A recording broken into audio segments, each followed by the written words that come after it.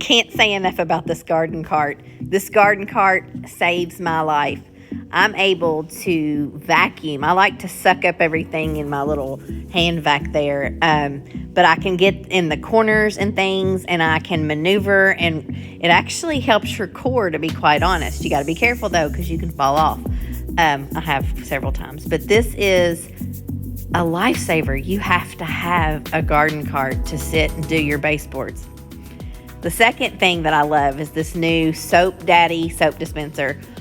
You just basically put it over, squirt what you need, and that's it. I just keep it in a little pot, and then I use my little sponge that's Soap Daddy, and I'm telling you, those two things make everything a little bit easier. So I got some more seedling pods, and I read the directions. It says just to add some warm water, and then you just kind of have to wait. You want to make sure that they're all submerged underwater. Once that's done, you just have to wait about 5 minutes.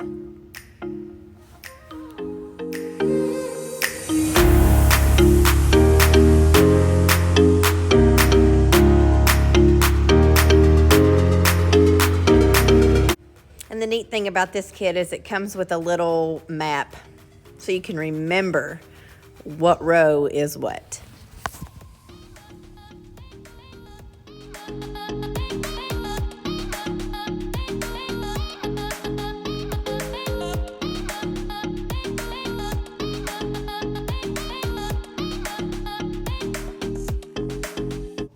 Lindley wanted to help, so she watered hers down with warm water. She waited until all of the pods had expanded, and then she added 2 to 3 seeds to each pot, and she pinched them closed, and then she wrote down what was in each row on her map, and we taped it to the top.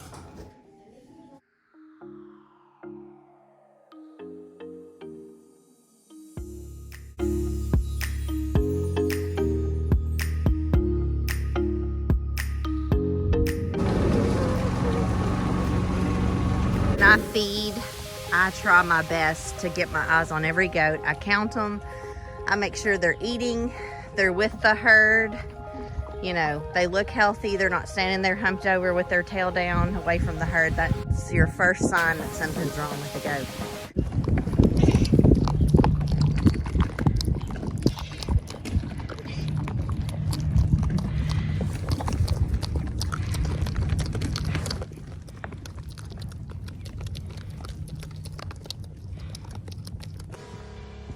There we got them huddled. I've left this door open all day so Chanel can graze.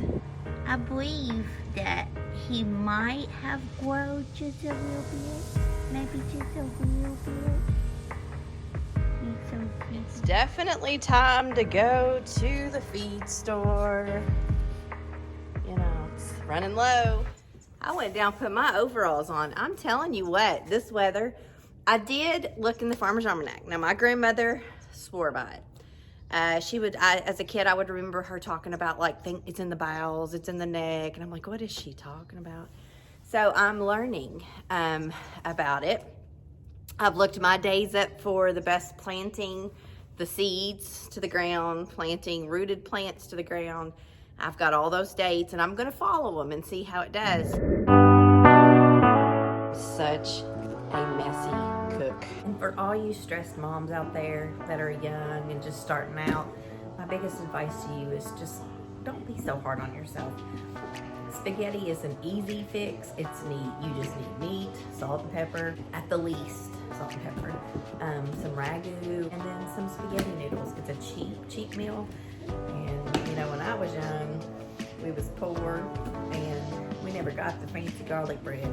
We just got white bread and we buttered it and added garlic on it. So my kids just loved buttered bread. Just fancy it up and your kids will love it. So I wanted to talk about my favorite wine. I wanted to like wine, but I just never did. And so finally I started to like wine. I started to like cheap wine. Then it became, you know, more of an interest to me. And right now I'm on Oliver, and I've tried many different. I'm definitely a sweet wine. Not too sweet, but I'm definitely not dry. if I'm staying in and I have to watch The Bachelor, I think tonight's the finale, he watches The Bachelor, I have to go bigger than a wine glass. And yes, I drink ice in my wine. I like it all the ways, but if I had my pick, it is, and I always drink it before the water. Haters gonna hate, but so it's a glass, big glass tonight to get through The Bachelor. The crying, oh my God. I was just here for love. I'm gonna drink 2 glasses. In that last clip, I realized I still have we just bought these glasses. We have to buy forks and glasses and bowls quite often because we have teenagers and children who live here who, I kid you not, there were 12 forks and a mug. I just bought forks. My dishwasher's broke, so I'm hand washing all the dishes, so I know what the inventory is. There's no forks. They were all in my girls' room, so we always have to, is this just my family? I mean, like, we lose spoons, forks, silverware, cups, bowls. I mean, they just disappear, along with the other matching sock and the hair bands. I mean, those are just things that, like, just disappear. So my wife tells me that she wants me to talk a little bit about my bourbon collection. Here are some of my favorites. Here are some of the hard to find bottles. 4 Roses. Of course, you can tell this one has been opened. It's probably my go-to as far as, you know, if I want to sip a little bourbon, have a little bourbon that night. If you don't know, Kentucky is known for bourbon. This is the double-double that everybody goes crazy for. They only produce it once a year. Double oaked Woodford, just like their Derby Day collection. And then they also produced a Christmas bottle. This is your foo-fooey type stuff. You can put this in hot chocolate. You can put it in, I've seen people put it in coffee, that kind of thing. I drink it straight. I love it. It's kind of a sweet, collectible stuff. Everybody in Kentucky goes crazy over Blanton's. It's probably of the ones that I have tried, it is definitely my favorite so far, but don't hold me to that because there's a lot that I haven't tried. It's very collectible because of the letters. Blanton's teases you because they want you to collect all 8 bottles, spelling out, you know, the word Blanton's. Buffalo Trace. And starting back here in the back, of course, people probably know what that is. That's Eagle Rare. Not super, super expensive, but hard to find. As far as my E.H. Taylor, it is my second favorite. This is the straight rye, single barrel, same thing. Have not opened it. These are just for my collection. And then last but certainly not least, I've not ever tried Pappy Van Winkle. I've heard that it's not as good as some others. I'm not gonna form an opinion on it. I don't know that I'll ever open it. This is the Pappy 10. It's the 10-year-old Pappy Van Winkle. And then this one is my most collectible, my most expensive. It is also Pappy Van Winkle. It is 12-year-old, but this is not the 2020 bottle. There's your etch in the bottom. This is a 2015 bottle. I'm also kind of into collecting the glasses, the Eagle Rare. And this is what I actually drink my bourbon in. And of course, you've got to have Buffalo Trace. I love Buffalo Trace. And then I also have the bourbon, or the bourbon glass as well. If you're a Tombstone movie lover, this just says, I have not yet begun to defile myself. And it's Doc Holliday, and I love it. All right, I couldn't take The Bachelor any longer, so I came up here. So let's see where everyone is.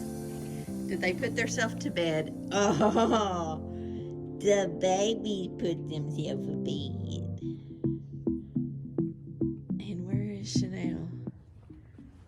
It is past her curfew.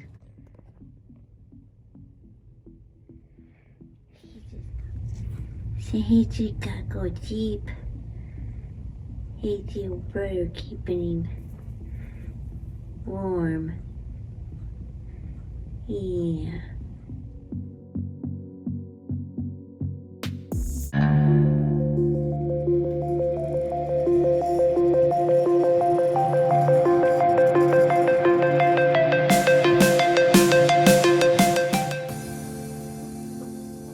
Alright guys, we'll see you on our next video. When you're just catching a ride because you don't want to walk back down from the barn.